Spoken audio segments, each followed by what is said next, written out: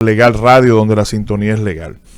Fíjense lo siguiente, esta semana se ha desatado, no un avispero en el ámbito jurídico, pero sí, ya en el día de hoy, he visto algunas convocatorias de centros académicos, después que antes de ayer dimos apertura desde la Universidad Católica de Santo Domingo a la primera consulta pública que está haciendo el Poder Judicial para desarrollar y darle un cierre al reglamento de la ley que habilita los servicios digitales, ¿verdad? De la que ya fue recientemente aprobada y que cuenta con 20 artículos. La estrategia que utilizó el Poder Judicial, que es importante decir, Manzano, que es la primera vez en la historia que la Suprema Corte de Justicia hace uso de su poder de iniciativa ante el Congreso Nacional y somete una ley para fines de aprobación, que es la que habilita el uso de los servicios ya digitales. ¿Qué pasa? Esta ley, como solamente tiene 20 artículos, fue aprobada en un tiempo récord. La única forma de que fuera aprobada en un tiempo récord es precisamente eso, que la ley tiene solamente 20 artículos y toca algunos principios y permite o habilita al Pleno de la Suprema Corte de Justicia que rinda un reglamento, que el reglamento va a tener más de 80 o 90 artículos, mucho más que la ley en materia de ejecución, pero con el objetivo de poder, ¿verdad?, viabilizar esta situación. Un punto que nosotros criticamos y es que de una u otra manera muchos legisladores se dejaron doblar el pulso y cerrar de manera sin opción de que en el ámbito penal no pueda celebrarse una audiencia virtual. Es decir, en todas las materias no hay problema, sin embargo, en materia penal no resulta posible.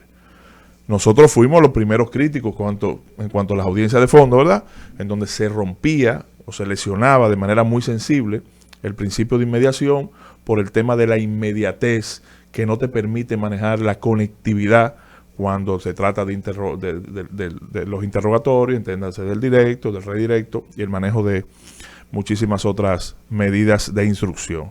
Sin embargo, somos de opinión y por eso deberá surgir en algún momento una modificación a la ley que te permita. ¿Cómo es posible que tú no puedas conocer de manera virtual un juicio de fondo donde se esté manejando una defensa positiva? ¿Por qué hay que constreñirte a una audiencia presencial? Si es un caso que ves, tú no estuviste de acuerdo, como en un momento determinado yo manejo una defensa positiva, hoy los jueces se volvieron locos y fijaron una sanción extrema, o sea, la pena máxima ante una defensa positiva, y no era un caso grave. Bueno, pues entonces apelamos ese dispositivo. Pero ya en sentido general, una defensa positiva no tiene por qué un juicio penal abreviado, una suspensión condicional del procedimiento, una lectura de sentencia. ¿Por qué hay una revisión de una medida de coerción? Bueno, ya va a depender, ¿verdad?, cuáles cuestiones se puedan manejar en la medida de coerción. Muchos saben que se puede celebrar sin el imputado, pero si el imputado comparece tal vez quiere declarar. Entonces tal vez esa conexión directa con el juez en algún momento determinado tú lo entiendas necesario y que no sea a través de la conectividad, pero también. Entonces tenemos muchas excepciones en donde nosotros podemos avanzar en esa dirección, pero lamentablemente en materia penal la virtualidad está cerrada. La ley la dejó totalmente cerrada, no hay posibilidad. Tiene que intervenir una modificación. El reglamento no puede habilitarlo. Perdón. Perdón tú. Lo que pasa es que en materia penal se da una situación muy especial, y es que recuerda que desde la implementación del código en el 2004 se dictaron una serie de resoluciones por parte de la Suprema Corte de Justicia en funciones de reguladora de la administración de justicia, y surgió la resolución 1735-2005, que Exacto. Si la analizamos, habilita el uso de una serie de medios digitales. A nivel operativo. A nivel operativo. Claro. Aquí, bueno, entonces, no estamos tan desligados en materia penal del tema de la virtualidad. El tema es, Evelyn, es que la ley prohíbe la celebración de audiencias virtuales en materia penal, punto. ¿Entiendes? Hay un cierre. Entonces el reglamento no puede complementar en ese sentido. Nos quedamos en el ámbito operativo. Pero lo que yo estoy diciendo es que en el ámbito jurisdiccional nosotros podemos sacarle provecho a la ley. Y no lo estamos haciendo. ¿Tú sabes lo importante que es para un abogado? No tenerse que mover de su oficina, que eso implica seguridad, un costo, tiempo, todo eso tú lo haces desde tu oficina sin tener que incurrir. Ahora, ya cuando se trata de una audiencia de fondo, de otras cuestiones, bueno, ya nosotros hemos fijado posición en ese sentido. Entonces el reglamento viene a complementar, viene a darle la facilidad de ejecución a la ley, y me llama la atención algo, y quiero hacerlo público porque lo viví de parte de la magistrada Nancy Salcedo y de Justiniano Montero. Ellos estamos frente a dos jueces que están suficientemente sensibilizados con el tema. Yo no te voy a decir que me sorprendí porque tienen calidad humana. Sin embargo, la pandemia y lo que vivimos los abogados con posterioridad a la pandemia, de que yo por ejemplo, fui ya con la presencialidad prácticamente abierta, y tú vas a una secretaría y vas a retirar una sentencia en materia civil, y la secretaria te dice, no, la sentencia está ahí, pero solicítala por el servicio judicial. Pero yo soy el abogado, tú puedes entregarme la sentencia. No, solicítala por el servicio judicial. Y me la entregaron a los 2 meses. Ese tipo de experiencia, cuando tú recurrías en apelación, que a los 3 meses era que te fijaban una audiencia. Todas esas situaciones que vivió la comunidad jurídica, yo sentí que esos magistrados que están a la cabeza de ese proceso de redacción del reglamento están suficientemente sensibilizados. Y en todas las materias, porque hablamos de la vía penal, ¿verdad?, que está cerrada, pero las otras materias, el reglamento te identifica que son opcionales. O sea, la presencialidad es la regla. Las partes tendrían que estar de acuerdo para darle posibilidad a una audiencia virtual. De lo contrario, es presencial. Es decir, te lo están dando opcional. Antes, recuerda que prácticamente te lo querían imponer. Post pandemia, ya la pandemia había pasado, y como quiera tú te encontrabas jueces que te querían convencer de que se celebrara de manera virtual, y secretarias que te llamaban prácticamente imponiéndote que era virtual, y tú tenías que fijar una posición de derecho para que te respetaran tu posición. Ya eso no va a ocurrir. Entonces, vamos a participar, y es lo que yo quisiera, que la comunidad jurídica participe en la consulta pública del desarrollo de ese reglamento, porque se dieron muchísimas interrogantes, muchos abogados que estudiaron debidamente el reglamento y fijaron posiciones bastante interesantes, incluso hasta a nivel de conectividad. Yo recuerdo que hay una abogada de nombre Nicole, que creo que trabaja con el amigo Miguel Valerio, Nicole Porte, que fijó una posición bastante interesante. Decía, pero estamos celebrando una venta en pública subasta.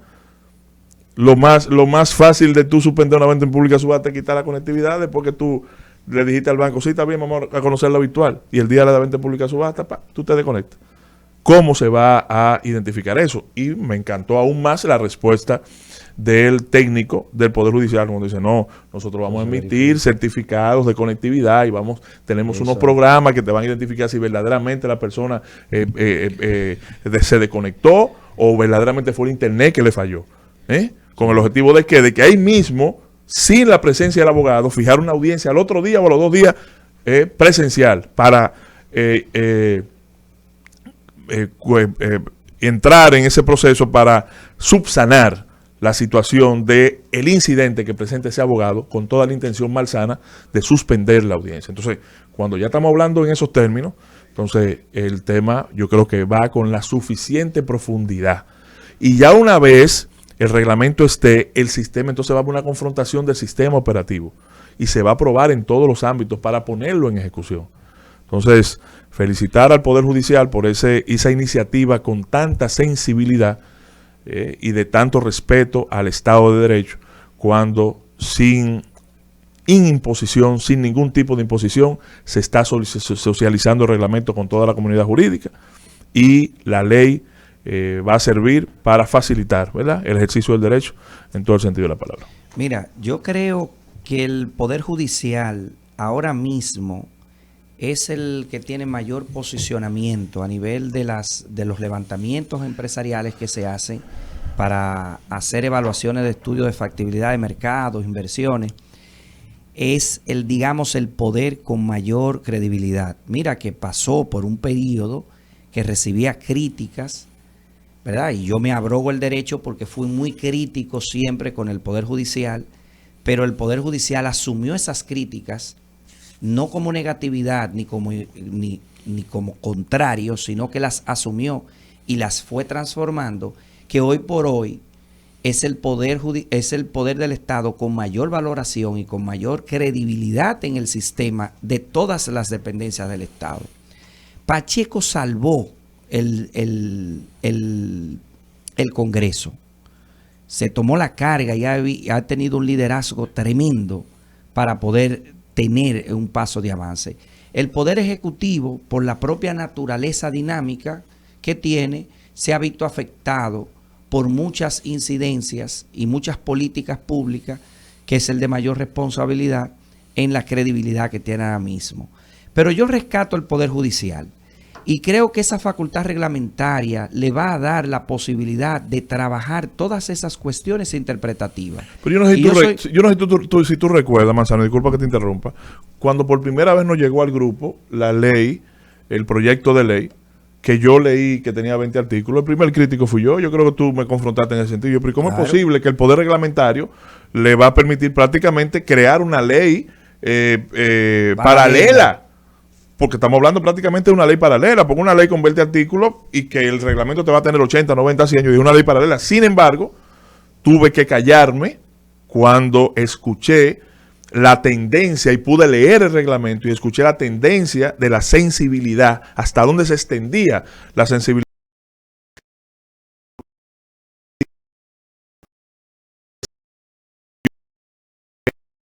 Pensé que venía un reglamento a imponer las mismas cuestiones que nosotros vivimos, donde no había válvula de escape, donde era eso o eso. No en plena pandemia, después de la pandemia. Lo que pasa es, y voy a hacer un paréntesis interesante, para por qué yo soy pro reglamento. Cuando yo tuve la oportunidad en una beca estudiar en España, me di cuenta de algo, que la Unión Europea lo conforman 28 países, y que esos 28 países tienen culturas diferentes, y los 28 hablan 28 idiomas diferentes. No existe un país que hable otro idioma con el otro. Y que tienen autonomía, inteligencia, Congreso, tribunales supremos diferentes. Y aún así pudieron organizar una zona económicamente potente y pudieron hacer un derecho de integración. Ahora, ¿qué pasa? Que existe un tribunal, una Corte Europea de Derechos Humanos, existe un Banco Europeo de Derechos Humanos, un defensa de competencia de derechos humanos de la Unión Europea. Pero ¿cómo se logra que países disímiles, con culturas disímiles, con idiomas disímiles y con fuentes jurídicas disímiles, entrar en esa consideración al reglamento? Te voy a explicar. Decía una persona cuando nos daba introducción al derecho comunitario de la Unión Europea, que la única forma de tú lograr, cuando tú emites una directriz para que se sancione, vamos a poner medidas fitosanitarias, las condiciones mínimas de proteína de un alimento. Para tú entrarte, había un congreso de uno de esos países que podía dar una ley en 6 meses, pero fácilmente otro en 8 años no la podía dar. Entonces, para poder integrar y hacer fuerte las directrices de la Unión Europea, tú tenías que tener una legislación que diga, todo el que violente las directrices de la Unión Europea será sancionado con esto. Entonces la Unión Europea podía mantenerse siempre a la vanguardia, porque podía modificar los reglamentos, porque no todo lo que dice el Congreso es palabra de Dios. Es perfectible. Entonces eso se logra con legislaciones inteligentes. Por eso tú tomas la ley de medio ambiente y está más cargada de reglamento que la misma ley. Pero usted toma el sistema financiero y ahí hay más reglamentos del RAE, de la evaluación de activos, de la toma de decisión, y pueden modificarse de manera rápida. Entonces la Suprema, cuando emite un poder reglamentario, si mañana algo debe de ser modificado, no tiene que ir al Congreso a reformar un artículo, a hablar con los legisladores, a hablar con un tema. No, con su poder reglamentario, dice, las audiencias, luego de la segunda, en tema de venta, el abogado tiene que venir acá y colocarse en ese cubículo. ¿Me entiendes lo que te digo? Tiene que poner los incidentes de manera previa. Pero estoy totalmente de acuerdo, Manzano. Lo que yo estoy hablando y lo que me motivaba a dudar era el tema de la buena fe y la sensibilidad, porque es que vivimos un ambiente de imposición, post pandemia, prácticamente de imposición, en donde reclamábamos que tenían que surgir válvulas de escape, que no era eso o eso. Sin embargo, todo eso ha cambiado. Ese ambiente ha cambiado en su totalidad. Y felicito al Poder Judicial por la humildad con que está manejando la entrega y la redacción de este reglamento. Mira, yo me quedo de la ley de medios digitales y de los reglamentos. Me parece muy bien que la ley de medios digitales pues toque aspectos generales y se puedan reglamentar las incidencias de cada jurisdicción, porque es un poco parecido a lo que tú hablas de que existen muchos estados independientes, es decir, cada jurisdicción tiene su propia forma operativa. Y cuando hablo de manera de operar, también me refiero al tema de la administración, es decir, de la secretaria, del asistente, del abogado ayudante. Y ahí sí creo que debemos prestar importancia a la burocracia, porque la queja que tú emites, Gustavo, realmente tiene más que ver con burocracia, de una secretaria que está condicionada para sí o sí hacer lo que diga la resolución o la ley. No venga a atenuar mi comentario. No vengas a atenuar mi comentario. Yo no estoy atenuando nada. No es un tema de burocracia, porque cuando tú presentabas un recurso de apelación, que a los 3 meses era que tenía que venir a respuesta, eso no es cuestión de secretaria. Pero eso es un tema de que la secretaria fue que te dijo, bueno, solicítalo por el sistema, y eso causó que tú tuvieras un retardo. Entonces, es burocrático porque la secretaria que está diciendo, aquí no se puede hacer otra cosa. Entonces, a eso es que tenemos que buscarle una flexibilidad. Sí, debe tener las dos opciones, porque recordemos, señores, que estamos pasando de un sistema a otro y que muchos empleados del Poder Judicial son cuadrados. Sí, el juez dijo que hay que hacerlo así. O de la Suprema mandaron de Secretaría de la Suprema o el Consejo del Poder Judicial ahora una resolución de que no podemos aceptar papeles. Olvídate que ya no te va a aceptar un papel por nada del mundo, porque eso fue lo que le dijeron que hiciera. Entonces yo creo que la formación de los operadores del sistema es tan indispensable como la regulación y la sensibilidad de los jueces a la que tú te refieres. Yo estoy totalmente de acuerdo, porque aquí nosotros tenemos secretarias con funciones de jueces. Eso es así. Pero muchachos. Eso es así. O sea, secretarias que te fallan antes de tú depositar. Sí.